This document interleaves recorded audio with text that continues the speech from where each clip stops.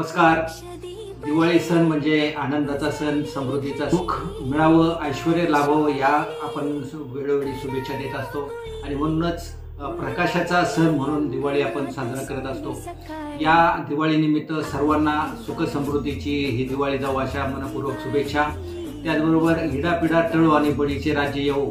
कारण आपण जर बघितलं असेल तर यावर्षी मोठ्या प्रमाणामध्ये शेतकरी दुष्काळाच्या संकटात सापडलेला आहे आणि बळीचं राज्य यायचं असेल तर या निमित्तानं शेतकऱ्याच्यावर जे संकट आहे ते संकट पार झालं पाहिजे, बाजूला झालं पाहिजे आणि त्यासाठी शासनाने भरीव अशी मदत दिली पाहिजे.